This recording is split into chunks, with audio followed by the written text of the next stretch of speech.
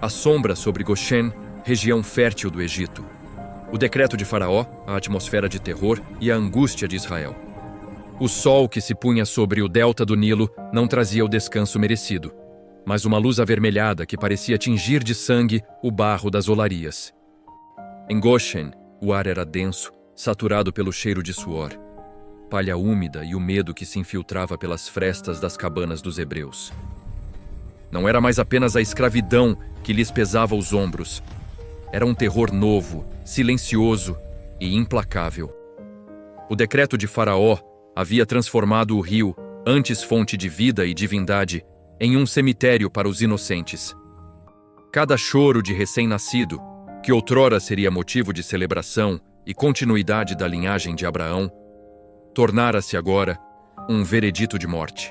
As mães hebreias viviam em um estado de vigília constante, abafando os próprios soluços para não atrair a atenção das patrulhas egípcias que rondavam as vilas com seus chicotes e seus olhos de rapina. Neste cenário de desolação, Joquebede, uma mulher da tribo de Levi, sentia o peso de um segredo que crescia em seu ventre. Ela observava o marido, Amram, chegar do trabalho com as mãos calejadas e o olhar perdido no horizonte, onde as pirâmides se erguiam como monumentos à opressão de seu povo. Eles falavam em sussurros, temendo que até as paredes de barro tivessem ouvidos. A promessa feita aos antepassados parecia distante, quase esquecida sob o estalar dos açoites. Até quando, Senhor? Era a pergunta silenciosa que ecoava em cada lar de Israel. O Egito, que outrora fora o refúgio de José, tornara-se uma fornalha de ferro. A política de extermínio de Faraó não visava apenas diminuir o número de escravos, mas quebrar a alma de uma nação, apagando seu futuro antes mesmo que ele pudesse dar o primeiro suspiro. Joquebede sentia os movimentos do bebê, uma vida que desafiava o decreto real, uma centelha de esperança que se recusava a ser apagada pela sombra da morte que pairava sobre o Nilo. A cada dia que passava, a tensão aumentava. Miriam, a filha mais velha, observava a mãe com uma sabedoria que não condizia com sua pouca idade. Ela via a barriga de Joquebede crescer e compreendia o perigo que isso representava. Nas ruas, ouvia-se o clamor das mulheres cujos filhos haviam sido levados, um lamento agudo que subia aos céus e parecia não encontrar resposta. O rio Nilo, com suas águas calmas e seus juncos verdes, tornara-se um monstro faminto. Mas, no coração de Joquebede, havia uma força que não vinha de si mesma. Era uma fé teimosa. Uma convicção de que o Deus de seus pais não os havia abandonado totalmente. Ela preparava o espírito para o momento do parto, sabendo que cada segundo de vida daquela criança seria um milagre conquistado contra a vontade do maior império da terra. O Egito estava no auge de sua glória, mas uma rachadura invisível estava prestes a começar na forma de um pequeno choro que Faraó jamais conseguiria calar. O nascimento sob o silêncio. O parto, a beleza do menino e os 3 meses de ocultação. Quando as dores do parto finalmente chegaram, o mundo lá fora parecia ter prendido a respiração. Joquebede foi levada para o canto mais escuro da casa, longe da janela que dava para a rua principal. Miriam e Amram montavam guarda, cada som de sandália sobre a areia fazendo seus corações dispararem. O trabalho de parto foi longo e exaustivo, uma batalha travada no absoluto silêncio. Joquebede mordia um pedaço de pano para não gritar, transformando sua dor em uma oração muda. Quando o menino finalmente nasceu, não houve o choro vigoroso que normalmente anuncia a vida. Foi como se o próprio bebê compreendesse a necessidade da discrição. Ao segurá-lo pela primeira vez, sob a luz trêmica de uma pequena lamparina de azeite, Joquebede parou. O texto bíblico diz que ela viu que ele era formoso, mas a palavra no hebraico original, tov, sugeria algo muito além da beleza física. Havia algo de bom, de perfeito, de divino naquela criança. Por 3 meses, a casa de Amram tornou-se uma fortaleza de silêncio e astúcia. Joquebede desenvolveu uma percepção aguçada para os horários das patrulhas.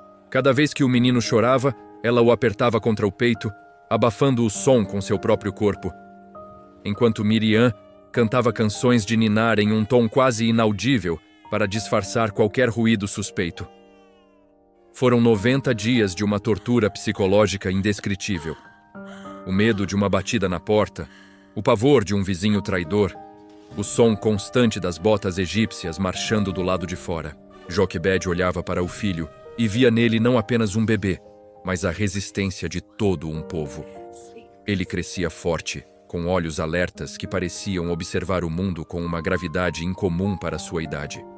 Mas o tempo estava contra eles. Um bebê de 3 meses já não podia ser escondido entre as dobras de uma túnica ou sob um cesto de palha dentro de casa.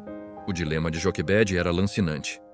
Manter o filho em casa significava condenar toda a família à morte, caso fossem descobertos. Entregá-lo ao rio, conforme o decreto, era o fim de todas as esperanças. Foi no auge desse desespero que a fé de Joquebed tomou uma forma prática e audaciosa. Ela não lançaria o filho ao rio para que ele morresse. Ela o confiaria ao rio para que Deus o salvasse. Amrão observava a esposa com uma mistura de dor e admiração, enquanto ela começava a arquitetar um plano que beirava a loucura. Eles sabiam que a proteção humana havia chegado ao seu limite. A partir dali, a sobrevivência do menino dependeria de uma intervenção que nenhum deles podia controlar. As noites em Goshen tornaram-se ainda mais curtas, pois o tempo de esconder a vida estava terminando. E o tempo de revelá-la ao destino estava prestes a começar. Sob o olhar atento de uma irmã, que se recusava a deixar o irmão partir sem lutar. A arca de juncos e o rio das incertezas. A construção do cesto, o calafetamento e a despedida na margem. Joquebed foi às margens do Nilo com uma determinação que mascarava seu coração partido. Ela colheu juncos de papiro, as fibras longas e resistentes que os egípcios usavam para fazer papel e pequenas embarcações. De volta ao abrigo de sua casa, ela começou a tecer. Cada movimento de suas mãos era uma mistura de técnica e desespero. Ela não estava apenas fazendo um cesto. Ela estava construindo uma arca, uma pequena embarcação de salvação que ecoava a história de Noé.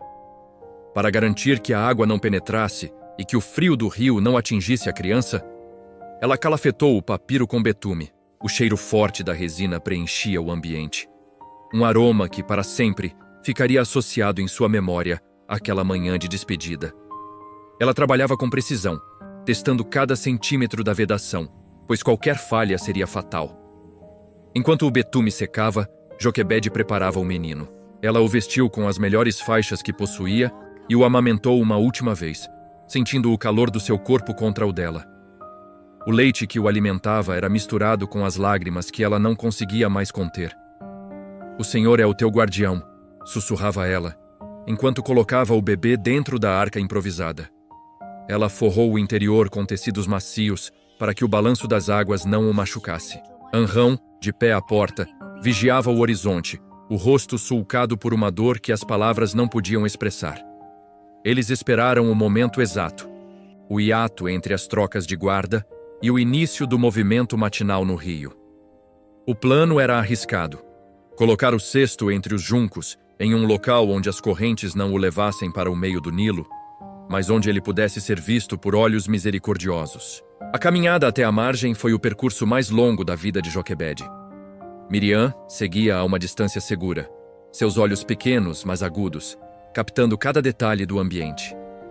Ao chegar à beira da água, Joquebed sentiu a umidade do lodo sob seus pés e o frescor da manhã que começava a despontar. Ela depositou o cesto cuidadosamente entre as plantas aquáticas, certificando-se de que ele ficasse estável. Ao soltar a alça do cesto, ela sentiu como se estivesse entregando uma parte de sua própria carne ao desconhecido. Ela não olhou para trás enquanto se afastava. Seu coração não suportaria. No entanto, Miriam não se afastou. Ela se escondeu atrás de um arbusto alto, mantendo o cesto sob sua vigilância constante. O Nilo, vasto e indiferente, fluía com sua força milenar, carregando dentro de um pequeno cesto de papiro o futuro libertador de uma nação, enquanto uma menina esperava, prendendo a respiração, para ver o que Deus faria com aquela oferta de fé. A compaixão no Rio da Morte. A filha de Faraó encontra o bebê, Êxodo 2 e 5-6. Enquanto o sol subia no horizonte, transformando a superfície do Nilo em um espelho de prata e ouro, A rotina da corte egípcia seguia sua cadência imutável. A filha de Faraó, rodeada por seu séquito de donzelas e guardas, descia para as margens do rio. Para os egípcios, o Nilo não era apenas água, mas o deus Hapi, o portador da abundância. A princesa caminhava com a elegância que apenas décadas de linhagem real podiam conferir. Suas vestes de linho finíssimo, quase transparentes, eram adornadas com colares de lápis-lazuli e ouro que tilintavam suavemente a cada passo. O calor da manhã já se fazia sentir, e o banho matinal no rio era um ritual tanto de purificação quanto de alívio térmico. Suas criadas caminhavam ao longo da margem, espantando aves e garantindo a privacidade da nobre. Foi entre o balanço rítmico dos papiros que um objeto estranho chamou a atenção da princesa. Não era um pedaço de madeira à deriva, nem os restos de uma embarcação de pescadores. "O que é aquilo?" perguntou ela, apontando para o cesto calafetado que balançava suavemente, preso entre os juncos. Uma de suas servas prontamente entrou na água rasa e trouxe a arca de papiro para a terra firme. Quando a tampa foi aberta, o destino do Egito e de Israel colidiram em um único instante. Ali estava um bebê, o rosto avermelhado pelo calor, que ao ver a luz e rostos desconhecidos, rompeu em um choro agudo e desamparado. O som, que deveria ter sido o sinal para um soldado egípcio cumprir o decreto de morte, agiu de forma oposta no coração da mulher mais poderosa do reino. A Bíblia relata que ela teve compaixão dele. Naquele momento, a barreira de ódio e medo construída por seu pai desmoronou diante da fragilidade de uma vida humana. Ela não viu um inimigo do Estado ou um escravo perigoso. Ela viu uma criança que precisava de socorro. Ao observar as feições do menino e a simplicidade da arca, ela concluiu imediatamente: "Este é um dos filhos dos hebreus." A ironia divina era absoluta. O próprio rio, que deveria ser o executor do decreto, tornara-se o berço que entregava o libertador nas mãos da família do opressor. A princesa segurava o menino e, naquele gesto, desafiava a lei de seu próprio pai. O silêncio que se seguiu entre as servas era carregado de tensão, pois todas sabiam o peso daquela descoberta. No entanto, a autoridade da princesa era suprema e seu instinto maternal, naquele momento, sobrepujou qualquer lealdade política ao trono. O elo restaurado e a identidade de um príncipe baseado em a intervenção de Miriam e o crescimento no palácio. Êxodo 2, 7 e 10. Das sombras dos arbustos, Miriam observava tudo com o coração na boca. Ao perceber que a princesa não reagira com fúria, mas com piedade, a menina sentiu uma coragem que só poderia ter vindo de Deus. Ela saiu de seu esconderijo e aproximou-se com a reverência devida, mas com uma astúcia que mudaria o curso da história. "Queres que eu vá chamar uma ama das hebreias para que crie este menino para ti?" perguntou ela, a voz firme, apesar da pouca idade. A proposta era perfeita. A princesa poderia salvar a criança sem ter que lidar com os cuidados imediatos de um recém-nascido, mantendo o segredo sob a proteção de uma cidadã hebreia. "Vai", respondeu a princesa. Miriam não correu. Ela voou. Ao chegar em casa, suas palavras saíram atropeladas pela alegria. "Mãe, a princesa o encontrou. Ela quer uma ama." Joquebede, que passara as últimas horas em um estado de agonia silenciosa, sentiu o fôlego voltar aos pulmões. Quando chegou à margem do rio e viu o filho nos braços da egípcia, ela se prostrou. A princesa, sem saber que falava com a mãe biológica, entregou-lhe o bebê com uma ordem que carregava uma promessa divina. "Leva este menino e cria-mo, eu te pagarei o teu salário." Assim, sob o selo de aprovação do palácio e financiada pelo próprio tesouro egípcio, Joquebede levou o filho de volta para casa. Durante os anos seguintes, ela não apenas o alimentou com leite, mas com a história de seus antepassados, ensinando-lhe que ele não era um súdito de Faraó, mas um filho da promessa de Deus. Quando o menino cresceu o suficiente para ser desmamado e educado, Joquebede cumpriu sua parte do acordo com o coração pesado, mas grato. Ela o levou ao palácio, onde ele foi oficialmente adotado pela filha de Faraó. Foi nesse momento que ele recebeu o nome que atravessaria os milênios: Moisés. "Porque das águas o tenho tirado, declarou a princesa. Moisés passou a viver em dois mundos. Pelas manhãs, aprendia a escrita hieroglífica, as artes da guerra e a política do império mais avançado do mundo. À noite, as palavras de Joquebede ecoavam em sua mente, lembrando-o de sua verdadeira origem. Ele crescia cercado pelo luxo, comendo nos melhores pratos e vestindo o linho real. Mas seus olhos frequentemente se voltavam para as janelas do palácio que davam para as planícies de Goshen. O conflito de identidade começava a germinar em sua alma, preparando o terreno para a explosão que ocorreria quando a injustiça do Egito se tornasse insuportável para o seu coração hebreu. O peso do açoite e o despertar da revolta. Moisés observa os trabalhos e mata o egípcio dentro de si. Êxodo 2:11-12. Os anos transformaram o menino das águas em um homem de estatura e vigor.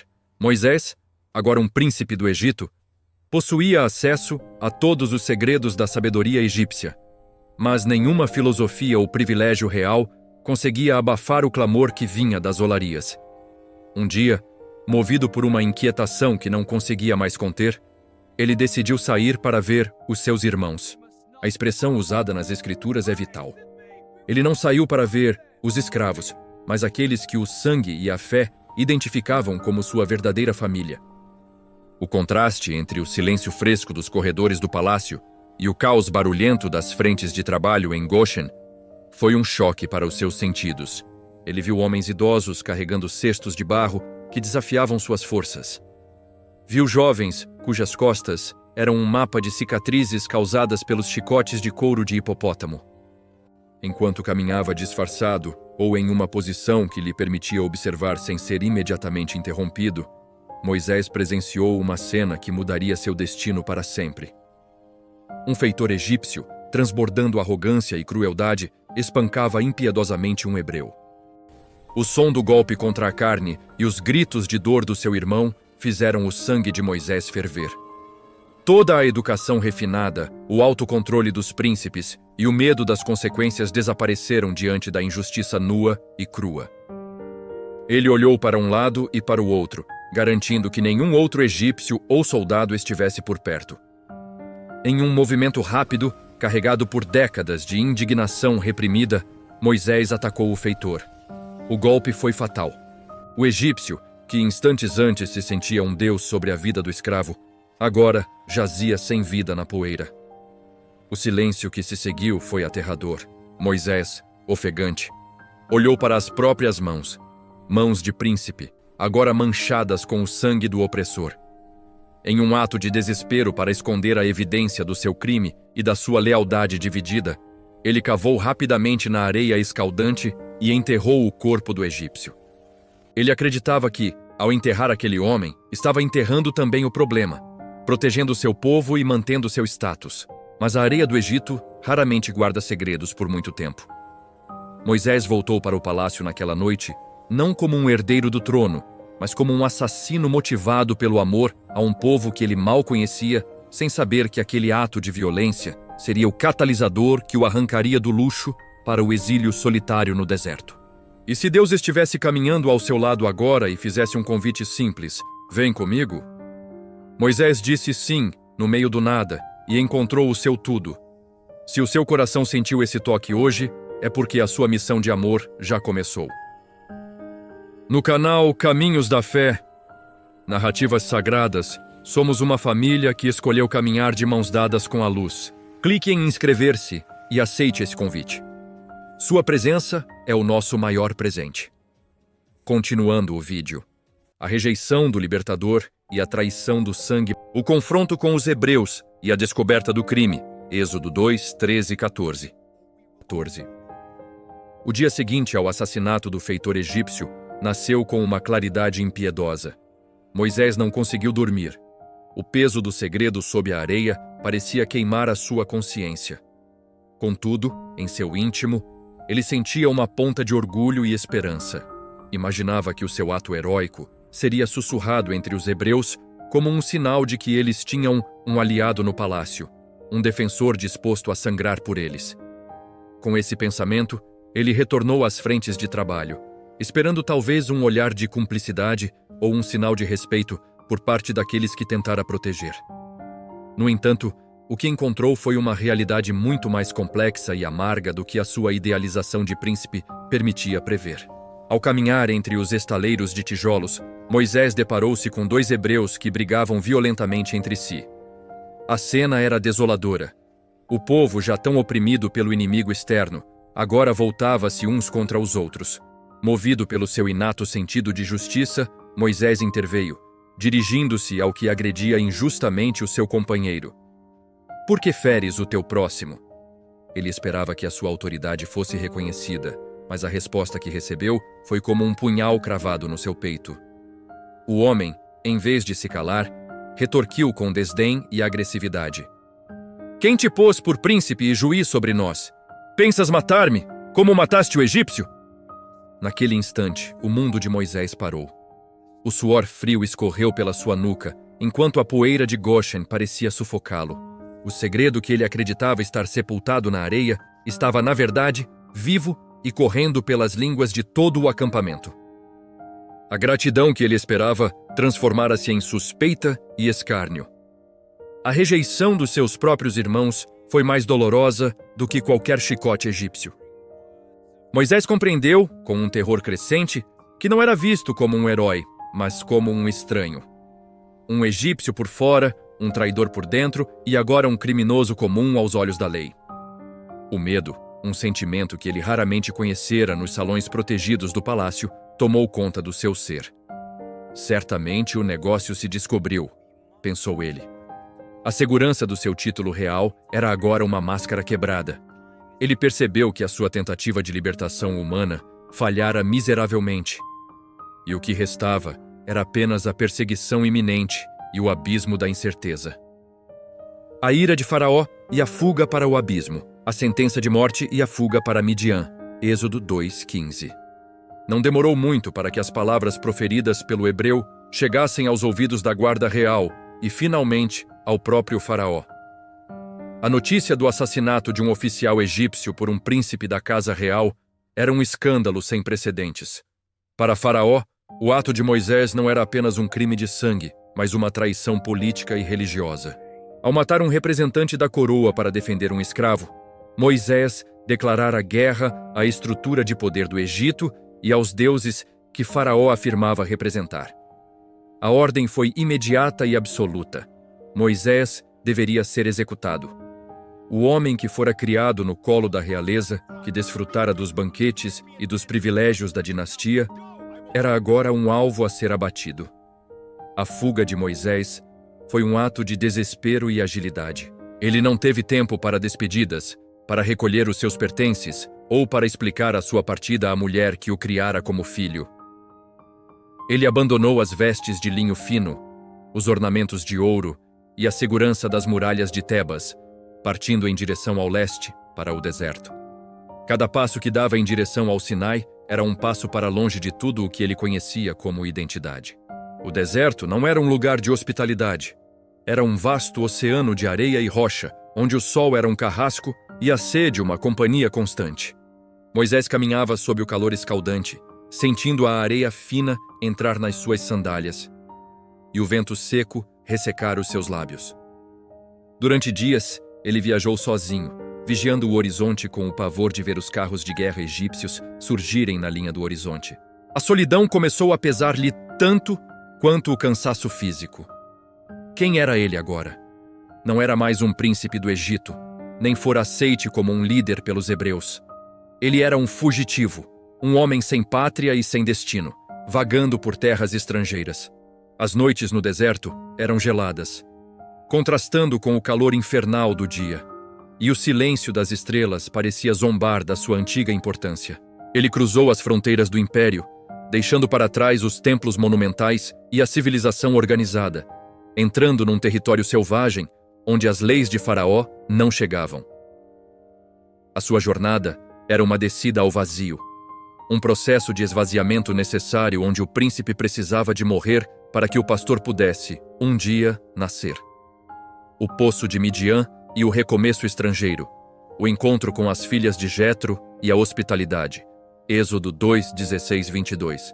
Exausto, e com a garganta queimada pela sede, Moisés chegou finalmente à terra de Midian. Ele avistou um poço, o centro da vida comunitária nas regiões áridas, e sentou-se ali, esperando que a água pudesse trazer-lhe algum alento. Não demorou muito para que 7 moças, filhas de Reuel, também conhecido como Jetro, o sacerdote de Midian, se aproximassem com os seus rebanhos. Com uma diligência que demonstrava o hábito do trabalho árduo, elas começaram a tirar água e a encher as pias para dessedentar as ovelhas do seu pai. Moisés observava em silêncio, a sua mente ainda turva pelas memórias da sua fuga, quando a paz do lugar foi interrompida pela chegada de pastores locais. Estes homens, movidos por uma arrogância bruta, começaram a expulsar as moças, tentando roubar o fruto do trabalho delas para darem de beber aos seus próprios animais primeiro. Mesmo sendo um fugitivo e estando em desvantagem numérica, o sentido de justiça de Moisés, que o colocara em apuros no Egito, não fora apagado pelo deserto. Ele levantou-se com a autoridade que ainda carregava na sua postura e enfrentou os pastores. Ele defendeu as moças, afastando os agressores, e ele próprio tirou água para todo o rebanho delas. O seu gesto não foi motivado por busca de recompensa, mas por uma integridade que nem a dor do exílio conseguira destruir. As moças, surpresas com a intervenção daquele estrangeiro que falava e agia como um nobre, voltaram para casa muito mais cedo do que o habitual. Ao ouvir o relato das filhas sobre o egípcio que as ajudara, Jetro repreendeu-as por terem deixado o homem sozinho junto ao poço. Onde está ele? Por que deixastes o homem? Chamai-o para que coma pão. Moisés foi levado à presença do sacerdote, e naquele lar simples de pastores, encontrou algo que o palácio nunca lhe dera. Uma aceitação baseada na sua utilidade e no seu caráter, não no seu título. Jetro ofereceu-lhe abrigo e com o tempo deu-lhe a sua filha Zípora por mulher. Moisés, o homem que fora treinado para comandar exércitos, aceitou viver como um humilde pastor de ovelhas. Quando o seu primeiro filho nasceu, ele deu-lhe o nome de Gerson, que significa estrangeiro ali, declarando: "Fui peregrino em terra estranha." A metamorfose estava completa. O deserto tornara-se o seu novo lar, e o silêncio das montanhas seria a sua escola pelos próximos 40 anos. As 4 décadas de silêncio e areia, o amadurecimento de Moisés, o esquecimento do Egito e a vida como pastor. Êxodo 2, 23, 25. Os 40 anos que se seguiram à chegada de Moisés a Midian foram marcados por uma monotonia que teria sido insuportável para o jovem príncipe que um dia ele fora. O tempo no deserto não corre como nas cidades. Não há monumentos a serem erguidos, nem decretos a serem assinados. Há apenas o ciclo interminável do sol, das estrelas e das estações que transformam a erva verde em palha seca. Moisés, cujas mãos outrora seguravam cetros e pergaminhos de papiro fino, agora via a sua pele tornar-se curtida como o couro das tendas. As suas unhas estavam permanentemente sujas de terra e o seu vocabulário egípcio, refinado e complexo, foi gradualmente substituído pelos sons práticos do pastoreio e pelo dialeto simples dos midianitas. Ele aprendera a ler os sinais do céu para prever a tempestade e a interpretar o rastro dos predadores na areia. O deserto, em toda a sua dureza, fora o seu verdadeiro mestre. Enquanto Moisés envelhecia em silêncio, a sua vida pessoal florescia na simplicidade. Zípora dera-lhe filhos, e a vida na tenda de Jetro oferecia-lhe uma paz que o luxo de Tebas nunca conhecera. No entanto, algures no fundo da sua alma, havia uma cicatriz que nunca fechava totalmente: a lembrança dos seus irmãos em Goshen. Ele acreditava que o Egito o esquecera e que ele, por sua vez, esquecera o Egito. Mas a história não estava parada. No Egito, o faraó que o perseguira morreu, mas a sucessão no trono não trouxe alívio. Pelo contrário, a opressão sobre os hebreus intensificou-se. O texto bíblico diz que o povo suspirava debaixo da servidão, e o seu clamor subiu a Deus. Moisés não ouvia esse clamor, mas Deus ouvia. Enquanto o pastor conduzia as ovelhas pelos vales áridos de Midian, o céu estava a preparar o encontro que mudaria a direção dos ventos. A transformação de Moisés foi profunda. Ele não era mais o homem impulsivo que matara o egípcio num acesso de fúria justiceira. O deserto arrancara-lhe a arrogância e a confiança na força do próprio braço. Ele tornara-se manso, reflexivo, um homem que sabia esperar. Aos 80 anos, a maioria dos homens da sua época já se preparava para o fim. Mas para Moisés, a vida estava prestes a começar de novo.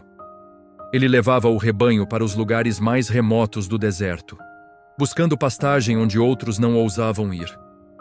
Foi num desses dias comuns, enquanto caminhava em direção ao Horebe, o monte de Deus, que o véu entre o mundo visível e o invisível começou a rasgar-se. O silêncio de 40 anos estava prestes a ser quebrado por uma voz que não vinha de homens, mas das labaredas de fogo. O mistério na montanha do fogo, o encontro com a sarça ardente e a santidade de Deus. Êxodo 3, 1, 6. A subida do Monte Horebe era árdua, marcada por rochas ígneas e uma solidão que parecia sagrada. Moisés caminhava à frente das ovelhas, apoiado no seu cajado de madeira rústica, quando algo extraordinário captou o seu olhar. Entre as fendas das pedras, uma sarça, um arbusto seco e retorcido, comum naquela região, estava em chamas. Mas não era um incêndio provocado pelo sol escaldante. As chamas eram de um carmesim brilhante, dançando entre as folhas e os ramos com uma vivacidade sobrenatural. O mais impressionante, contudo, era que o arbusto não se consumia. As folhas permaneciam verdes e os galhos não se tornavam cinza. Era um fogo que não precisava de combustível. Era a energia pura do Criador manifestada numa planta humilde do deserto. Moisés, movido por uma curiosidade que o tempo não conseguira apagar, murmurou para si mesmo: "Irei agora e verei esta grande visão, porque a sarça não se queima." À medida que ele dava os passos em direção ao brilho, a atmosfera ao redor mudou. O ar tornou-se denso, carregado de uma presença que fazia os cabelos da sua nuca se arrepiarem. Do meio das labaredas, uma voz o chamou pelo nome com uma clareza que o fez estacar. "Moisés, Moisés!" A sua resposta foi automática, nascida de um temor reverencial. "Eis-me aqui." A voz, poderosa, mas carregada de uma autoridade pessoal, deu a primeira ordem da sua nova vida.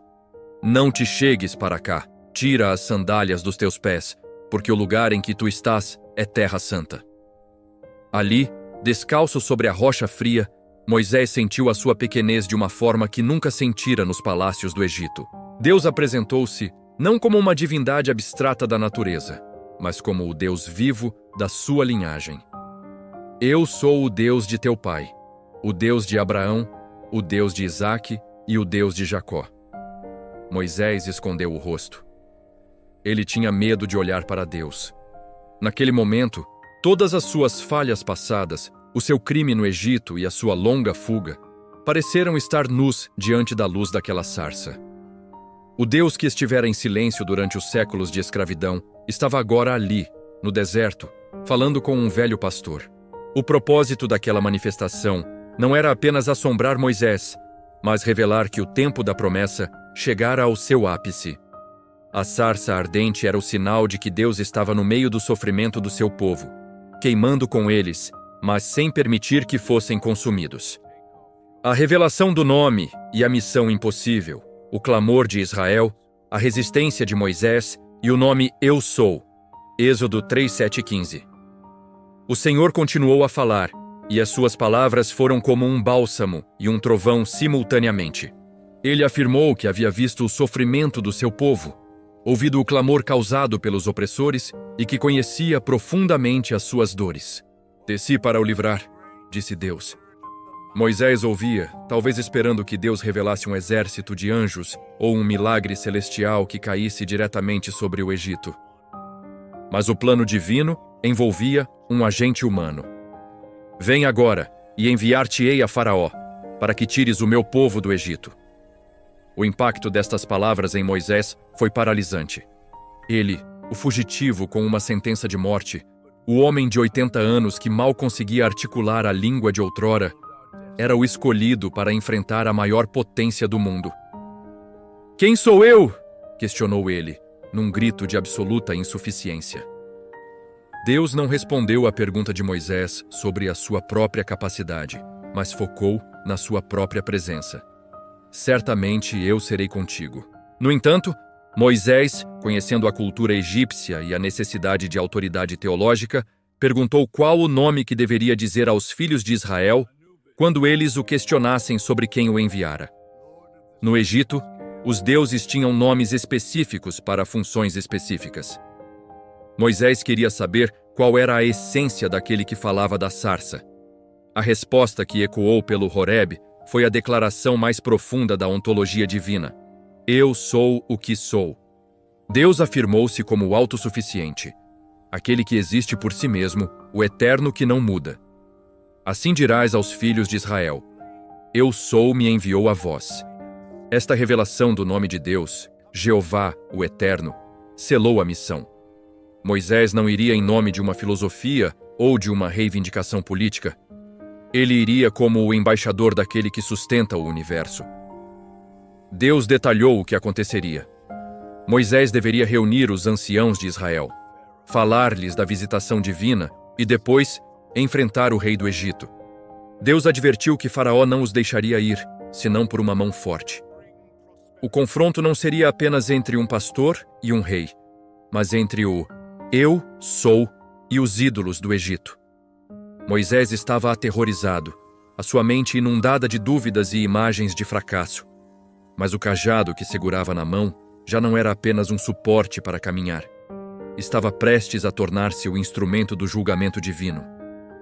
A missão fora aceita, ainda que com tremor, e o caminho de volta para o Egito estava agora traçado no fogo. O cajado e a boca, o embate da insuficiência, os sinais milagrosos e a hesitação final de Moisés. Êxodo 4:1-17. Mesmo diante da sarça que não se consumia e da voz do Eu Sou, o coração de Moisés ainda era um campo de batalha entre a fé e o pavor. Ele não conseguia desvincular a sua imagem daquele fugitivo que, décadas antes, fora rejeitado pelo seu próprio povo. Eis que eles não me crerão, argumentou ele com a voz trêmula. Deus, em sua paciência pedagógica, não o repreendeu de imediato, mas decidiu transformar o cotidiano de Moisés em prova de poder. Que é isso na tua mão? Perguntou o Senhor. Um cajado, respondeu ele, referindo-se ao pedaço de madeira de acácia que o acompanhara por 40 anos. Sob a ordem divina, Moisés lançou-o ao chão. Num instante, a madeira inerte transformou-se numa serpente sibilante e perigosa.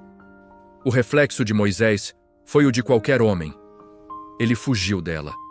Mas a voz ordenou que ele a pegasse pela cauda, o ponto mais perigoso. Ao fazê-lo, o réptil tornou-se novamente um cajado rígido. O milagre mostrava que Deus tinha autoridade sobre a natureza e sobre os símbolos do poder egípcio, onde a serpente era o emblema da coroa de Faraó. Contudo, Moisés ainda resistia.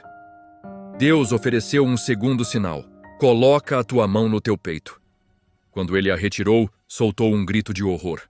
A mão que outrora era firme e saudável estava agora branca como a neve, devorada por uma lepra incurável. Ao colocá-la novamente no peito, sob nova ordem, ela saiu restaurada como a carne de uma criança. O Senhor estava a demonstrar que tinha o poder de ferir e de curar, de amaldiçoar o Egito e de restaurar Israel. Se ainda assim não acreditar, o Senhor prometeu que a água do Nilo, vertida em terra seca, se tornaria sangue. Mas o problema de Moisés não era apenas a falta de sinais. Era a sua própria percepção de si mesmo. Ah, Senhor, eu não sou homem eloquente, confessou ele. Sou pesado de boca e pesado de língua. Ele acreditava que a libertação de um povo dependia da retórica de um orador, esquecendo-se de que o Criador da boca é quem dá a palavra. A paciência divina encontrou o seu limite quando Moisés, num ato final de resistência, implorou: Ah, Senhor, envia por mão daquele a quem tu has de enviar. Em outras palavras, envia qualquer um, menos eu. A ira do Senhor acendeu-se, não para destruir Moisés, mas para o impulsionar. Deus revelou que Arão, o seu irmão levita, estava a caminho e que ele tinha o dom da palavra. Arão seria a boca, e Moisés seria como Deus para ele, transmitindo as instruções. A parceria estava selada. Moisés não teria mais desculpas. Ele segurou o cajado com uma nova consciência. Aquilo já não era apenas uma ferramenta de pastor para conduzir ovelhas, mas o cetro do reino de Deus que iria abalar as fundações da maior civilização da época. O homem que subira o monte como um servo anônimo, descia agora como um profeta revestido de uma autoridade que nenhum exército terreno poderia conter. O regresso do exilado e o encontro no deserto, a despedida de Jetro e a viagem de volta ao Egito. Êxodo 4, 18, 28. A descida do Monte Horebe foi feita sob um silêncio contemplativo. Moisés sentia o peso do cajado na mão e o peso da missão na alma. Ao chegar às tendas de Midian, ele não revelou imediatamente a Jetro a magnitude do seu encontro sobrenatural. Talvez a experiência fosse sagrada demais para ser traduzida em palavras comuns. Ele pediu apenas permissão para visitar os seus irmãos no Egito e ver se ainda viviam. Jetro, percebendo que algo profundo mudara no olhar do seu genro, respondeu com uma bênção simples: "Vai em paz." A despedida foi carregada de uma melancolia mansa. Moisés tomou a sua esposa, Zípora, e os seus filhos, colocou-os sobre um asno e iniciou a longa jornada de volta para a terra onde a sua cabeça ainda estava a prêmio. No entanto, Deus o confortou com uma revelação crucial. Todos os que buscavam a tua morte já morreram. O caminho estava livre, não de perigos, mas de fantasmas do passado. A viagem através das areias do Sinai era uma transição geográfica e espiritual. Moisés deixava para trás a segurança do anonimato e a paz das pastagens para entrar no olho do furacão da história mundial. No meio do caminho, ocorreu um episódio misterioso e tenso envolvendo a circuncisão de seu filho. Um lembrete de que aquele que vai representar o Deus da aliança deve, ele próprio, estar em conformidade com essa aliança. Foi um momento de purificação antes do grande embate. Enquanto isso, do outro lado do deserto, Arão recebia uma instrução direta do Senhor para ir ao encontro de Moisés. O encontro aconteceu no Monte de Deus. O abraço entre os dois irmãos foi um evento de proporções proféticas. Eram dois homens que não se viam há 40 anos. Um, treinado na retórica egípcia e na sobrevivência em Goshen. O outro, moldado pelo silêncio e pela solidão do deserto. Moisés relatou a Arão todas as palavras que o Senhor lhe falara e todos os sinais que lhe ordenara fazer. Arão ouvia com uma mistura de espanto e renovada esperança. Para Arão, Moisés era a resposta a décadas de orações fervorosas feitas sob o estalar dos açoites. Eles não eram apenas irmãos de sangue, mas agora eram parceiros numa conspiração divina contra o trono de Faraó. A viagem continuou, mas agora com uma dinâmica diferente. O deserto já não parecia tão vasto ou tão hostil, pois a palavra de Deus os impulsionava. Eles atravessaram as fronteiras do Egito, evitando as grandes patrulhas e dirigindo-se diretamente ao coração da resistência hebreia. Moisés olhava para as paisagens familiares com olhos novos. Cada pirâmide no horizonte e cada canal do Nilo eram agora lembretes de que ele não voltava como o príncipe que fugira em desonra, mas como o libertador que trazia consigo o decreto do Rei dos Reis. A esperança ressurge em Goshen, a reunião com os anciãos de Israel e a adoração do povo. Êxodo 4, 29 e 31. Ao entrarem na terra de Goshen, o cheiro de palha queimada e o pó das olarias atingiram os sentidos de Moisés como um soco de nostalgia dolorosa. Nada parecia ter mudado na paisagem da opressão. Os mesmos rostos cansados, os mesmos corpos curvados sob o peso dos tijolos. Contudo, a missão de Moisés começou no subsolo da sociedade egípcia, longe dos olhos de Faraó. Ele e Arão convocaram todos os anciãos dos filhos de Israel. A reunião aconteceu, provavelmente, sob o manto da noite ou num local escondido, onde o murmúrio da esperança não pudesse ser ouvido pelos feitores. Arão, cumprindo o seu papel de porta-voz, expôs todas as palavras que o Senhor falara a Moisés. A eloquência de Arão deu voz àquilo que os hebreus temiam até mesmo sonhar, que o Deus de seus pais não os esquecera. Para selar a mensagem, Moisés realizou os sinais diante dos olhos dos anciãos. Quando o cajado se tornou serpente e a mão leprosa foi curada, não houve lugar para o ceticismo. Aqueles homens, calejados pela brutalidade de séculos de escravidão, viram naqueles milagres a assinatura de Jeová. O texto bíblico é de uma simplicidade poderosa. E o povo creu. A fé, que parecia uma brasa quase extinta sob as cinzas da servidão, inflamou-se instantaneamente.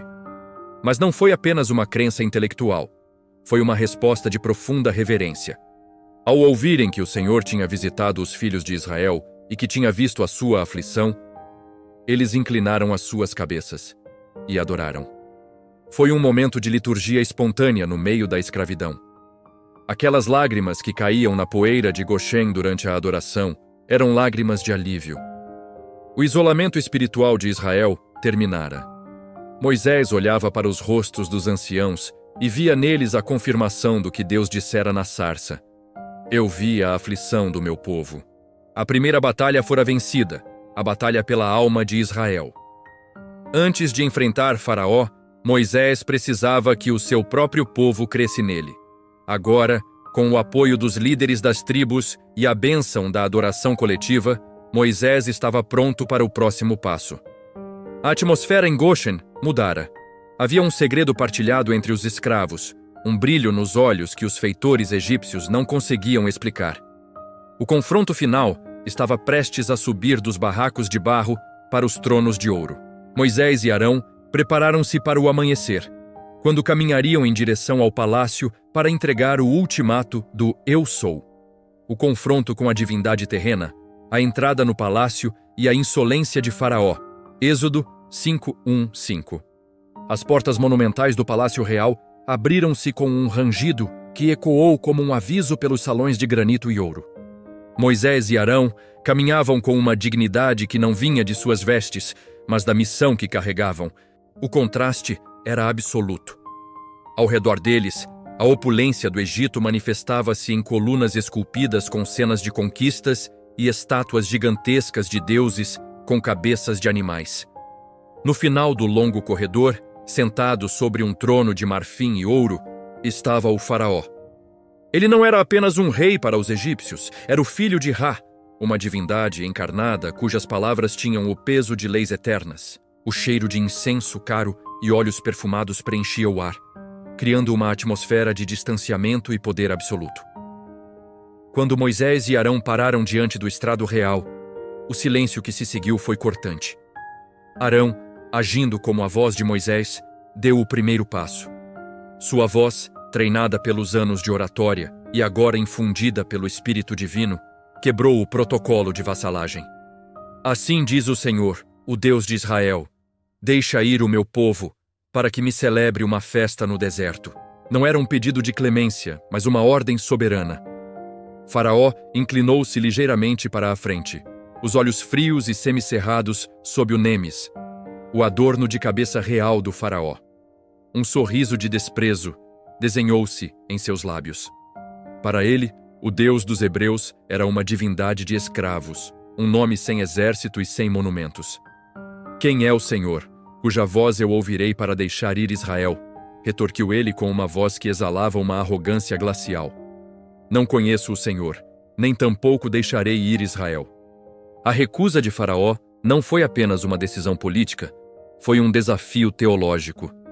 Ao afirmar que não conhecia Jeová, ele estava declarando que no seu domínio não havia autoridade superior à dele. Moisés e Arão tentaram argumentar, falando sobre o perigo de uma praga ou espada, caso não obedecessem à voz do Deus que os encontrara no deserto. Mas Faraó via apenas uma tentativa de rebelião trabalhista. Porque vós, Moisés e Arão, fazeis o povo folgar das suas tarefas, acusou ele. Para o monarca, a espiritualidade dos hebreus era apenas uma desculpa para a preguiça.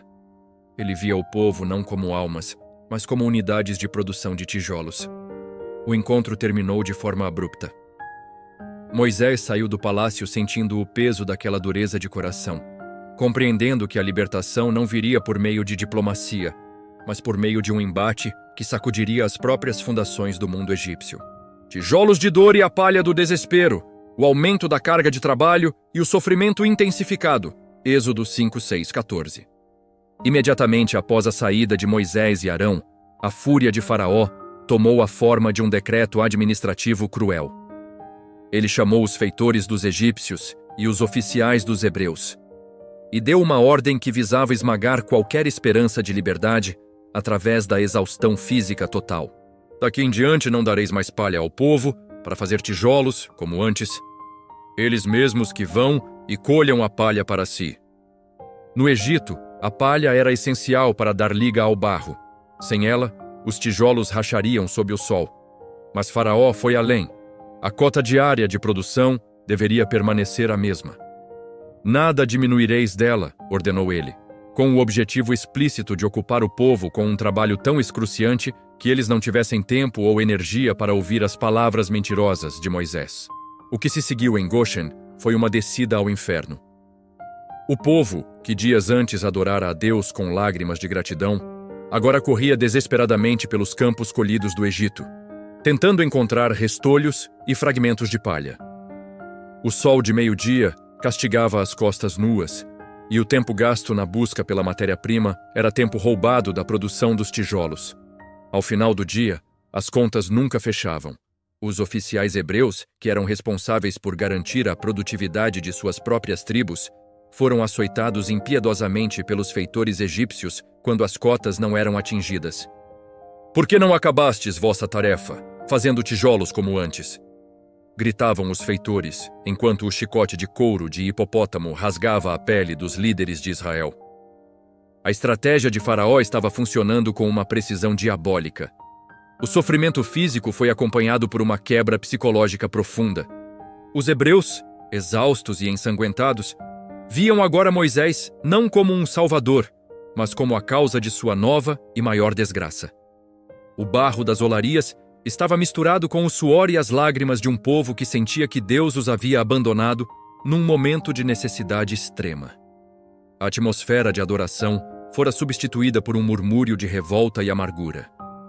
Os oficiais de Israel, após serem espancados, foram ter com Faraó para suplicar por misericórdia, pensando que talvez fosse um erro dos feitores. Mas a resposta do rei foi o golpe final. Vós sois ociosos.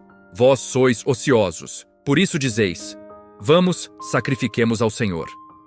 Ali, naquelas palavras, Israel compreendeu que estava preso numa armadilha de ferro e que a sua esperança se tornara o seu maior carrasco.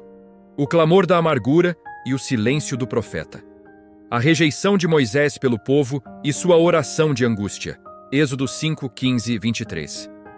Ao saírem da presença de Faraó, com as feridas do açoite ainda abertas e a alma humilhada, os oficiais dos filhos de Israel encontraram Moisés e Arão que os esperavam fora do palácio. O encontro, que outrora fora de abraços e fé, transformou-se num confronto de amargura. O Senhor olhe para vós e julgue, clamaram eles, com os rostos desfigurados pela dor. Vós nos fizestes odiosos aos olhos de Faraó e de seus servos, dando-lhes a espada nas mãos para nos matarem. Para aqueles líderes, a promessa da sarça ardente era agora uma farsa cruel. Eles não viam a mão de Deus. Viam apenas a mão do feitor egípcio, e Moisés era o culpado por ter provocado o monstro. A rejeição foi total e visceral. O povo que Moisés amava e pelo qual sacrificara a sua paz em Midian, agora o amaldiçoava abertamente. Moisés, atingido pelo peso daquela rejeição e pela aparente falha de sua missão, retirou-se para um lugar solitário. Ele estava devastado. A sua própria mente começava a ser invadida pela dúvida que os oficiais haviam semeado. Ele caiu de joelhos e, num grito que vinha das profundezas do seu ser, questionou o próprio Deus. Senhor, por que fizeste mal a este povo? Por que me enviaste? Pois desde que fui a Faraó para falar em teu nome, ele tem maltratado este povo. E de modo nenhum livraste o teu povo. Era o lamento de um homem que se sentia traído pela visão que tivera no Horebe. Moisés não compreendia que a libertação exigia que as estruturas do pecado fossem levadas ao seu limite antes de serem quebradas. Ele via apenas o sangue dos seus irmãos e a arrogância de Faraó que parecia vencer a cada hora. O silêncio que se seguiu à sua oração desesperada foi a prova final de sua fé. Moisés estava no ponto mais baixo de sua jornada. Ele não tinha mais o apoio do povo, não tinha a cooperação de Faraó e parecia não ter a resposta imediata de Deus. Ele era, novamente, o homem sozinho entre dois mundos, carregando um cajado que parecia apenas um pedaço de madeira inútil. Mas foi exatamente nesse momento de esvaziamento total, quando a sua própria força e lógica humana falharam, que Deus começou a falar novamente. O Senhor não estava perturbado pelo caos no Egito. Ele estava no controle absoluto da cronologia dos eventos. A resposta divina que estava prestes a vir não seria apenas uma palavra de conforto, mas uma revelação de poder que transformaria a amargura de Goshen no prelúdio da maior vitória da história. O profeta precisava aprender que, antes do mar se abrir, ele precisava primeiro aprender a confiar no escuro. A promessa que atravessa a angústia, Deus reafirma o seu pacto e o seu nome. Êxodo 6, 1, 13. No silêncio que se seguiu ao clamor desesperado de Moisés, a voz de Deus não veio como um sussurro de consolo, mas como uma proclamação de soberania absoluta. Agora verás o que hei de fazer a Faraó, disse o Senhor. Não havia incerteza no tom divino. Deus apresentou-se novamente, não apenas como o Deus dos milagres, mas como Jeová, aquele que cumpre o que promete.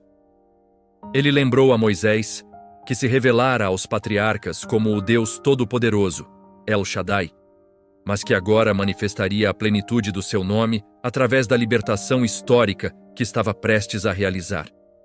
A resposta de Deus foi uma série de promessas iniciadas pelo solene "Eu vos tirarei, eu vos livrarei, eu vos resgatarei". Era o contrato da redenção sendo assinado no meio do caos. Moisés, fortalecido por essa renovação da aliança, tentou mais uma vez falar aos filhos de Israel.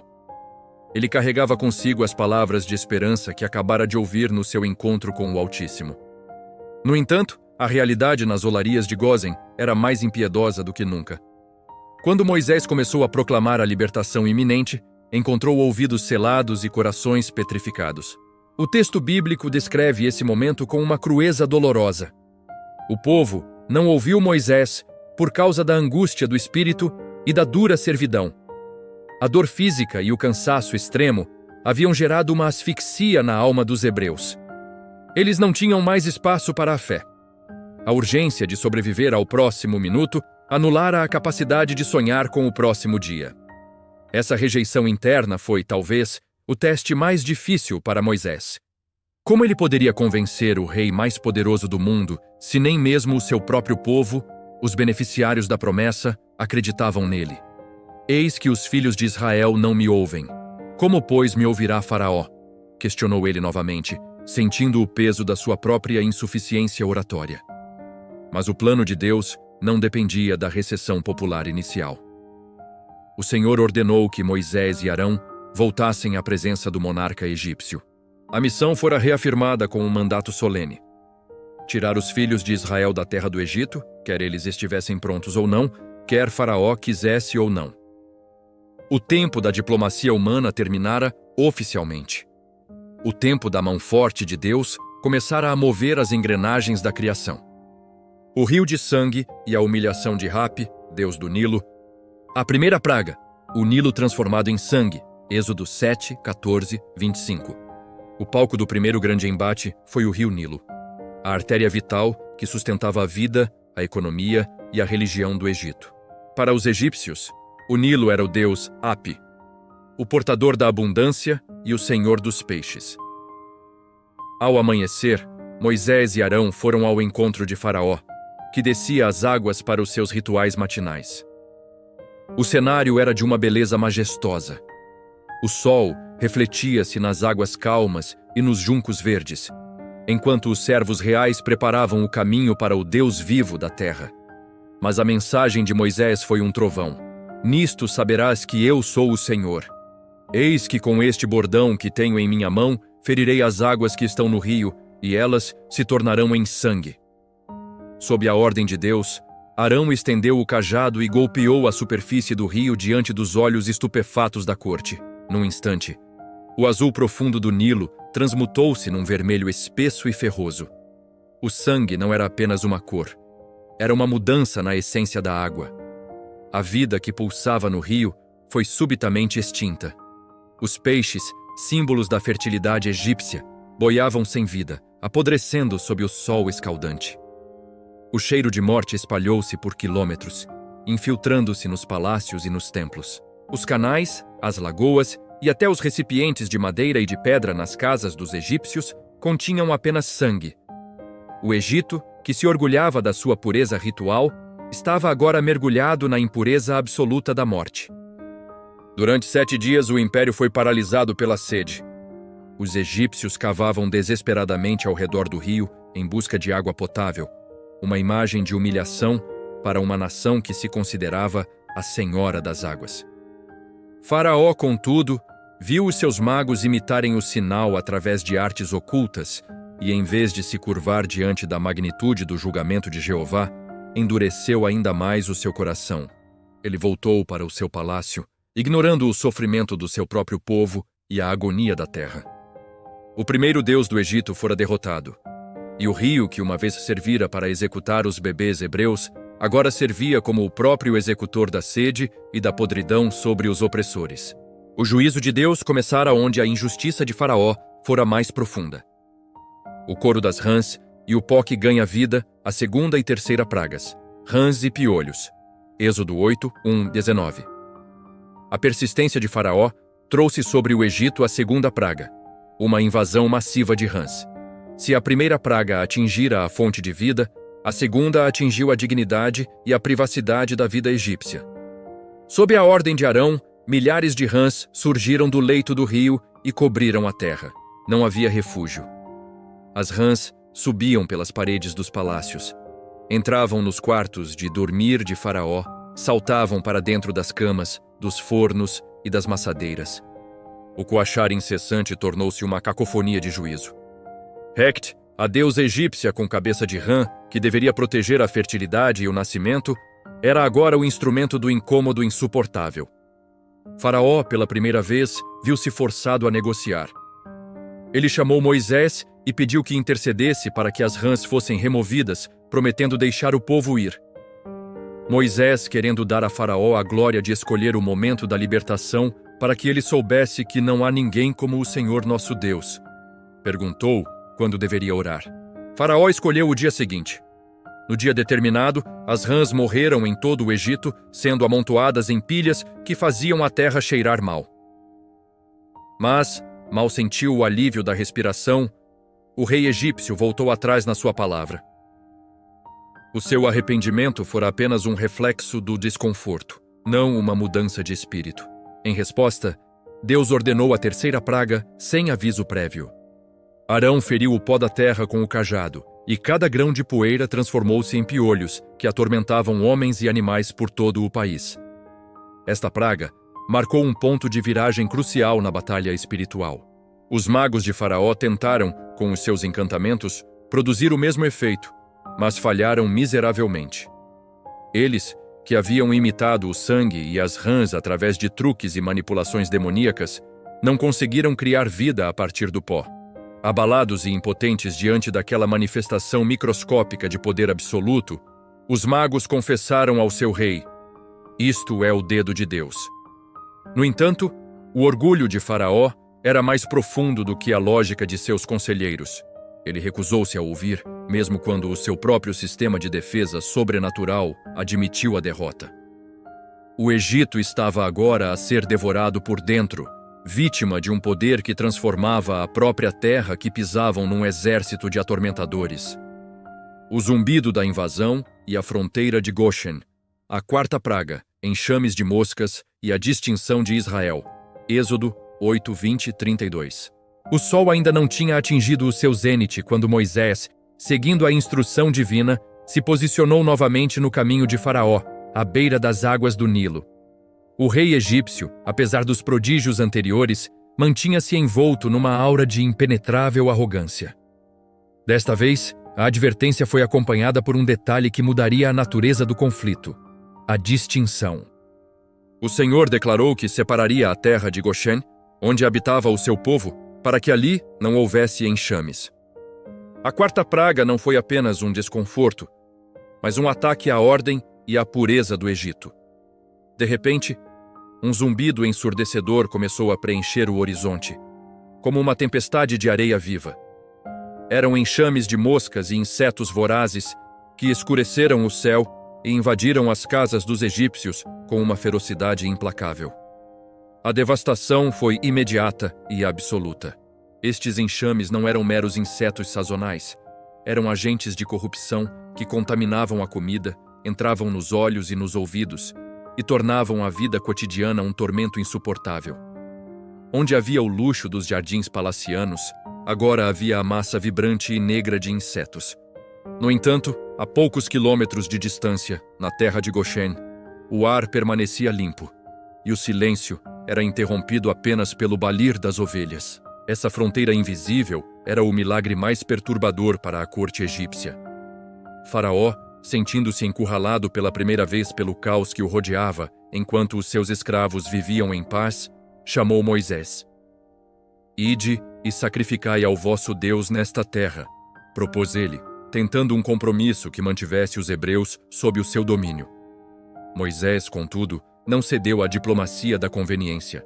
Ele explicou que sacrificar a abominação dos egípcios, os animais que o Egito divinizava, diante dos seus olhos, resultaria num apedrejamento imediato. O povo precisava da liberdade do deserto, a 3 dias de jornada, para adorar a Jeová em pureza. Faraó, sob a pressão do enxame que devorava a sua terra, concordou. "Deixar-vos-ei ir, somente que, saindo, não vades muito longe."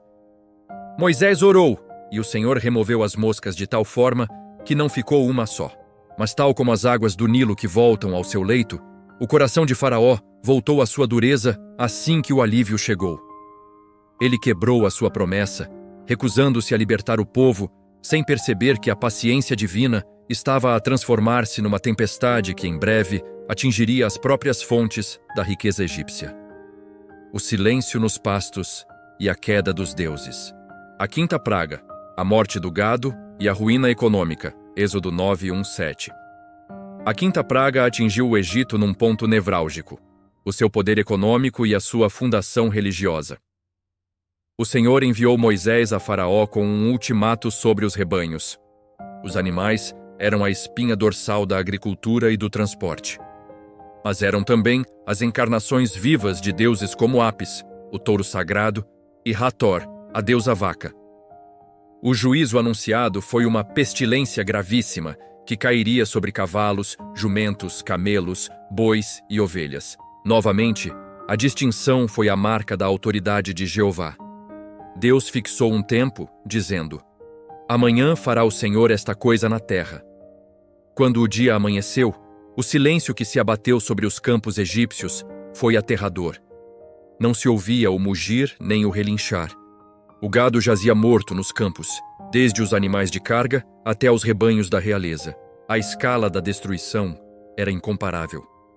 Milhares de carcaças apodreciam sob o sol, representando a perda imediata da riqueza e da capacidade de guerra do império. O prestígio de Faraó, como protetor da ordem natural, estava em ruínas. Mas a curiosidade do rei, misturada com uma incredulidade teimosa, levou-o a enviar mensageiros para investigar o que acontecera na terra de Goshen. O relato que os mensageiros trouxeram de volta foi um golpe no orgulho egípcio. Do gado dos filhos de Israel não tinha morrido nem sequer um único animal. Enquanto o Egito contava os seus mortos e via a sua economia colapsar, as pastagens de Israel floresciam com vitalidade. Apesar da prova incontestável de que o Deus dos hebreus controlava a vida e a morte, e de que ele escolhera proteger os seus enquanto feria os deuses do Egito, o coração de Faraó se endureceu. Ele observava a devastação ao seu redor com uma frieza que beirava a insanidade. Para o monarca, ceder a Moisés era admitir que ele, o Senhor das duas terras, era inferior a um deus de escravos. Ele preferiu reinar sobre um cemitério de animais a libertar o povo que construía os seus monumentos. O julgamento deixara de ser apenas uma questão de pragas, tornara-se uma guerra de atrito espiritual, onde Faraó sacrificava o futuro da sua nação no altar do seu próprio ego. O próximo passo da justiça divina não atingiria mais apenas o ambiente ou a economia. atingiria a carne e o sangue daqueles que sustentavam o regime opressor. Cinzas ao ar e a agonia na pele. A sexta praga. As úlceras e a humilhação dos magos. Êxodo 9, 8, 12. O Senhor ordenou então um ato de profundo simbolismo para a sexta praga. Ele disse a Moisés e a Arão: Tomai vossas mãos cheias de cinza do forno, e Moisés a espalhe para o céu diante dos olhos de Faraó. O forno mencionado era provavelmente um daqueles onde os hebreus queimavam o barro para os tijolos de Faraó, o símbolo máximo da sua escravidão. Aquela cinza, que representava a dor e o trabalho forçado de Israel, foi lançada ao ar. Ao subir, transformou-se num pó fino que se espalhou por toda a terra do Egito, caindo silenciosamente sobre homens e animais. Onde quer que esse pó tocasse a pele humana, surgiam úlceras purulentas e tumores. Foi a primeira praga a infligir uma dor física direta e contínua sobre a população. A cena que se via era de horror absoluto. Os egípcios, que se orgulhavam da sua higiene impecável e dos seus rituais de pureza, viram os seus corpos desfigurados por uma doença que nenhum bálsamo conseguia aliviar. O ponto alto da humilhação ocorreu na corte real. Os magos e sábios, que até então tinham tentado, com maior ou menor sucesso, enfrentar Moisés com os seus encantamentos, viram-se agora incapazes de sequer permanecer na sua presença. O texto bíblico observa com uma ironia fina que os magos não podiam parar em pé diante de Moisés por causa das úlceras. Aqueles que alegavam ter o controle sobre o mundo espiritual e os mistérios da cura estavam agora contorcidos de dor, cobertos pelas marcas do juízo de um Deus que eles não podiam manipular. Faraó observava os seus conselheiros humilhados e o seu povo em agonia, mas a narrativa revela uma mudança subtil e terrível. O Senhor endureceu o coração de Faraó. Após tantas recusas voluntárias, o monarca estava agora a ser entregue à sua própria obstinação. Ele tinha fechado os olhos à luz tantas vezes que agora a escuridão da sua alma se tornara uma prisão decretada pelo próprio céu. A dor das úlceras não o levou ao arrependimento, mas a um estado de rigidez letal. Moisés e Arão mantinham-se firmes, ilesos pela praga, como testemunhas vivas de que o Deus da aliança era o Senhor de toda a biologia e de toda a carne. O Egito estava a ser ferido em todas as frentes, na água, na terra, no ar e agora na própria pele, mas o clímax da tempestade divina estava ainda por vir, prometendo fogo e gelo sobre a terra dos faraós. O rugido do céu e o fogo entre o gelo, a sétima praga, a chuva de pedras e fogo. Êxodo 9, 13 e 35. A sétima praga marcou uma escalada sem precedentes na violência dos juízos divinos. Pela primeira vez, Deus ofereceu uma via de escape, um sinal de que a sua justiça não era cega, mas seletiva. Moisés advertiu o faraó de que, no dia seguinte, uma chuva de pedras como nunca se vira no Egito cairia sobre a terra. Recolhe agora o teu gado e tudo o que tens no campo. Foi o aviso misericordioso. Entre os oficiais egípcios, o medo de Jeová começara a frutificar. Alguns recolheram os seus servos e animais, enquanto outros, imitando a obstinação do seu rei, deixaram tudo exposto. Quando Moisés estendeu o seu cajado em direção ao céu, o firmamento, que o Egito adorava como a deusa Nut, transformou-se num palco de terror absoluto. Trovões ensurdecedores sacudiram as pirâmides e o granizo começou a cair, mas era um granizo sobrenatural. Pedras de gelo maciças, acompanhadas por um fogo que corria serpentando pelo chão. O cenário era apocalíptico. O contraste entre o gelo que caía e o fogo que ardia criava uma cacofonia de destruição que desmantelava a geografia do Egito. As árvores foram despedaçadas, o linho e a cevada, pilares da indústria têxtil e alimentícia, foram completamente aniquilados. Homens e animais que ficaram ao relento morreram sob o impacto das pedras ou o ardor das chamas celestiais. O som era uma mistura de explosões e o choro de uma nação que via a sua segurança ser esmagada. Faraó, sentindo o palácio tremer sob a força de Jeová, mandou chamar Moisés e Arão com urgência. Pela primeira vez, a sua confissão pareceu completa.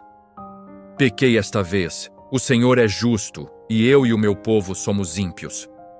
Ele implorou pelo fim dos trovões e do granizo, prometendo que não deteria mais o povo. Moisés, conhecendo a superficialidade do arrependimento movido apenas pela dor, saiu da cidade para orar. Ele sabia que a confissão de Faraó era um reflexo do pânico, não da fé. Assim que Moisés estendeu as mãos ao Senhor, o céu silenciou-se e a chuva parou. O alívio, porém, foi o combustível para a reincidência. Mal o sol voltou a brilhar sobre as ruínas das plantações, Faraó pecou ainda mais e endureceu o seu coração. Ele olhou para os campos destruídos e, em vez de se humilhar, sentiu uma fúria renovada. A distinção de Goshen, que permanecera intacta sob um céu azul e sereno, enquanto o resto do Egito era devastado, serviu apenas para alimentar o seu ódio. O monarca não percebia que o gelo e o fogo tinham sido apenas o prelúdio. O que o granizo poupara, um exército alado, estava prestes a devorar. A nuvem viva e o deserto de folhas, a oitava praga. Os gafanhotos e o conselho dos servos, Êxodo 10, 1-20. O Egito estava de joelhos, mas Faraó permanecia de pé na sua soberba. Desta vez, foram os próprios servos do rei que tentaram intervir, num sinal de que a estrutura de poder do império estava a colapsar sob o peso dos juízos. Até quando este homem nos servirá de laço? Questionaram os oficiais. Deixa ir os homens, não sabes ainda que o Egito está destruído? Pela primeira vez, a lógica da sobrevivência nacional confrontava a vontade do monarca. Faraó tentou uma nova negociação, oferecendo que apenas os homens fossem adorar, mantendo as mulheres, as crianças e o gado como reféns. Moisés rejeitou a oferta. A libertação de Deus era total, ou não era libertação. Diante da recusa, o Senhor ordenou a oitava praga. Moisés estendeu o cajado, e um vento oriental soprou sobre a terra durante todo aquele dia e toda aquela noite. Com o romper da manhã, o vento trouxe consigo uma nuvem negra que não vinha de tempestades, mas de trilhões de asas. Os gafanhotos desceram sobre o Egito com uma densidade que cobriu a face de toda a terra, de modo que a terra se escureceu. O som do seu mastigar era como o de um incêndio devorando a restolha. Eles consumiram cada erva, cada fruto e cada folha que o granizo tinha deixado. O Egito, outrora um jardim luxuriante às margens do Nilo, tornou-se um deserto cinzento em poucas horas. Não ficou nada verde em todo o império. A devastação foi psicológica e econômica. Sem colheitas, a fome era uma certeza matemática. Faraó chamou Moisés apressadamente, confessando novamente o seu pecado e implorando para que aquele castigo mortal fosse removido.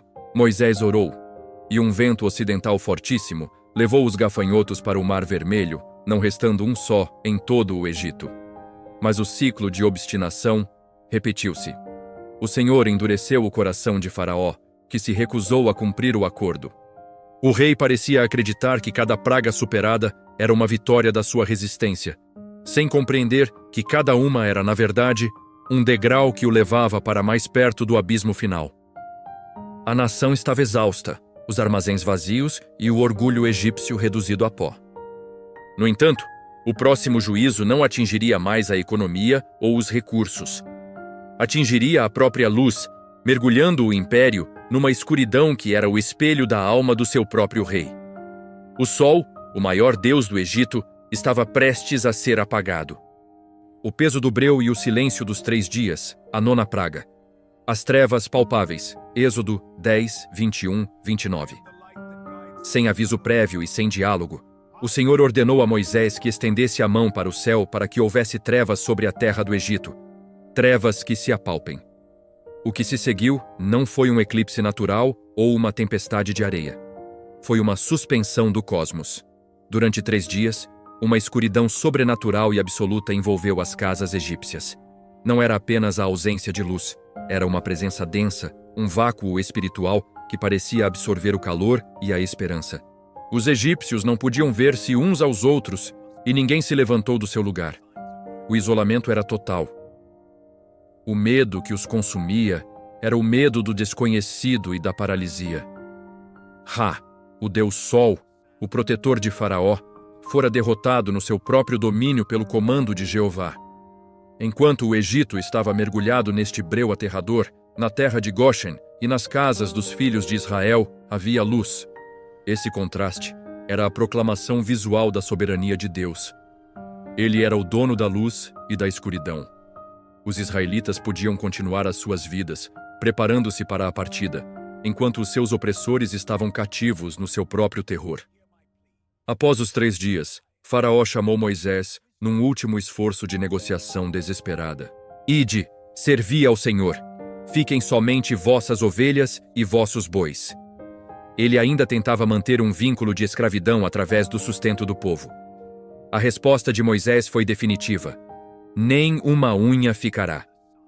Nada que pertencesse ao povo de Deus permaneceria no Egito sob o domínio da injustiça. A fúria de Faraó explodiu diante da intransigência de Moisés. Vai-te de mim, gritou o monarca. Guarda-te que não vejas mais o meu rosto, porque no dia em que vires o meu rosto, morrerás. Na sua loucura, o rei ameaçava de morte o único homem que intercedera pela sua vida durante meses. Moisés, com uma calma profética que selava o destino do Egito, respondeu: Bem disseste, eu não verei mais o teu rosto. O tempo das palavras tinha acabado. A escuridão física que envolvera o Egito fora apenas o prelúdio para a escuridão da morte que visitaria cada lar egípcio à meia-noite. O embate final estava agora concentrado numa única e terrível noite, onde o sangue seria a única fronteira entre a vida e o juízo. A noite do Cordeiro e o clamor da meia-noite, a instituição da Páscoa e a 10ª praga. Êxodo 12, 1-30. Enquanto o Egito se recuperava das trevas, uma atividade febril e silenciosa tomava conta de Goshen. Deus entregava a Moisés o ritual que definiria a identidade de Israel para sempre: a Páscoa. Cada família deveria escolher um cordeiro sem defeito, um animal que representaria a vida dada em substituição. O sangue do cordeiro não deveria apenas ser derramado, mas aplicado com um molho de hisopo nos umbrais e na verga das portas. Era o sinal da aliança, uma fronteira carmesim que separava o juízo da misericórdia. Dentro das casas, o povo deveria comer a carne assada, com pães ázimos e ervas amargas, prontos para a partida, com os lombos cingidos e o cajado na mão. A atmosfera era de uma tensão sagrada. O silêncio da noite era o prelúdio para o golpe final contra a obstinação de Faraó. À meia-noite, o tempo pareceu congelar sobre o vale do Nilo. O Senhor passou pela terra do Egito, e onde não encontrou o sinal do sangue, o destruidor entrou. Num instante, a vida foi ceifada em cada lar egípcio, desde o palácio real até a masmorra do prisioneiro. O primogênito de Faraó, o herdeiro do trono e a esperança da dinastia, morreu em seu leito de ouro. O mesmo aconteceu com o gado que restara. De repente, o silêncio da noite foi estraçalhado por um clamor tão vasto e terrível que parecia abalar as próprias estrelas. Não havia uma única casa egípcia onde não houvesse um morto. O choro das mães, o lamento dos pais e o terror dos sobreviventes criaram uma cacofonia de dor que sinalizava o fim de uma era. Faraó, o homem que se pretendia um deus, agora era apenas um pai enlutado e um rei derrotado. Ele chamou Moisés e Arão ainda durante a noite escura. Já não havia mais negociações, nem ameaças, nem altivez. Levantai-vos, saí do meio do meu povo, implorou ele, com a voz embargada pelo desespero. Ele ordenou que levassem tudo: as mulheres, as crianças, o gado e as ovelhas. O Egito, que durante séculos fora a prisão de Israel, tornara-se agora o seu maior impulsionador para a saída. Os egípcios urgiam com o povo para que partissem depressa, pois temiam que todos morressem. O sangue nos umbrais de Goshen garantira a vida dos hebreus, enquanto a rebeldia de Faraó colhera o fruto amargo de uma justiça que não podia mais ser adiada. O Êxodo e a coluna de glória, a saída do Egito e a guia divina. Êxodo 12, 31, 42, 13, 17 e 22. Ao amanhecer, o sol não encontrou escravos nas olarias, mas uma nação em marcha. 600 mil homens de pé, além de mulheres e crianças, formavam um mar humano que fluía para fora das cidades de Ramessés e Sucote. Eles não saíram de mãos vazias. Deus fizera com que achassem graça aos olhos dos egípcios, que lhes entregaram joias de ouro, prata e vestes finas. Era o despojo de uma guerra travada pelo próprio Deus. No meio da multidão, Moisés transportava um tesouro de fé, os ossos de José, cumprindo o juramento de levar os restos do patriarca para a terra da promessa. A saída de Israel era o cumprimento exato, até ao dia, da promessa feita a Abraão séculos antes. Era o nascimento de um povo livre, arrancado das entranhas de um império moribundo. Deus não os conduziu pelo caminho mais curto, através da terra dos filisteus, para que o povo não desfalecesse ao ver a guerra e desejasse voltar ao Egito. Ele os guiou pelo caminho do deserto, em direção ao Mar Vermelho. Para que nunca se sentissem abandonados naquela vastidão hostil, o Senhor manifestou-se numa presença visível e constante. Durante o dia, uma coluna de nuvem ia adiante deles, provendo sombra contra o calor implacável e servindo como um estandarte de orientação. À noite, a nuvem transformava-se numa coluna de fogo, iluminando o acampamento e aquecendo-os contra o frio do deserto. A glória de Jeová era o seu farol e a sua proteção. Israel não caminhava para o desconhecido, mas seguia os passos do Criador. No entanto, a liberdade ainda teria um teste de fogo. Faraó, mal se recuperou do luto, sentiu o veneno da soberba retornar ao seu coração. Ao ser informado de que o povo parecia embaraçado na terra e encurralado pelo deserto, ele arrependeu-se de os ter deixado ir. "Que é isto que fizemos?" questionou ele. Com 600 carros de guerra escolhidos, toda a cavalaria e os oficiais do exército, ele partiu numa perseguição furiosa. Ele queria vingança, queria o retorno dos seus escravos e a restauração da sua honra ferida. Israel, acampado junto ao mar, ouviu o estrondo dos carros e viu a poeira que subia no horizonte. O pânico tomou conta da multidão. O mar estava à frente e a morte vinha por trás. Moisés, contudo, permanecia como uma sentinela de fé, sabendo que o cenário do desespero era apenas o palco para o último ato do poder de Deus contra o Egito. O batismo no mar e o triunfo final, a travessia do Mar Vermelho e a vitória. Êxodo 14, 1-31. O clamor de Israel contra Moisés era amargo. Mas a resposta de Deus foi uma ordem de marcha. A coluna de nuvem deslocou-se para a retaguarda, tornando-se trevas para os egípcios e luz intensa para os israelitas, criando um muro sobrenatural entre a luz e as trevas. Naquela noite, Moisés aproximou-se da margem do Mar Vermelho e, sob o comando do Eu Sou, estendeu o seu cajado sobre as águas. Um vento oriental fortíssimo soprou durante toda a noite, fustigando as águas com uma força divina. O mar, numa obediência absoluta ao seu Criador, fendeu-se. As águas formaram muros de cristal à direita e à esquerda, revelando um caminho de terra seca no fundo do abismo. Israel desceu ao mar, caminhando entre paredes líquidas que desafiavam as leis da natureza, atravessando para a liberdade sob o olhar atento de Jeová. Ao amanhecer, os egípcios, cegos pela fúria, lançaram-se pelo mesmo caminho. Carros de guerra e cavalos entraram no leito do mar. Mas o Senhor olhou para o exército egípcio e lançou sobre eles a confusão. As rodas dos carros começaram a soltar-se e o pânico mudou de lado. "Fujamos da face de Israel!" gritavam os soldados, percebendo tarde demais que o próprio Deus lutava pelo seu povo. Quando o último israelita pisou na margem oposta, Moisés estendeu novamente a mão. O vento cessou, os muros de água colapsaram e o Mar Vermelho retomou o seu leito com uma violência avassaladora. O exército de Faraó, os seus carros e a sua arrogância foram sepultados nas profundezas. Não restou um só perseguidor para contar a história. Israel viu os corpos dos egípcios na praia e compreendeu, com um temor sagrado, a magnitude do livramento. A escravidão ficara para trás, afogada nas mesmas águas que lhes deram a vida. Moisés, o homem que fora tirado das águas do Nilo, agora conduzira uma nação inteira através das águas do mar. A fé do povo foi selada naquela manhã de sol e sal. Eles creram no Senhor e no seu servo Moisés. O cântico da vitória começou a ecoar pelas dunas do Sinai, celebrando o Deus que lançara o cavalo e o cavaleiro no mar.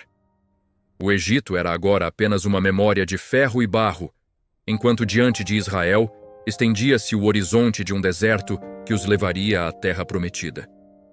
A jornada de libertação estava completa. A jornada de santidade estava apenas a começar.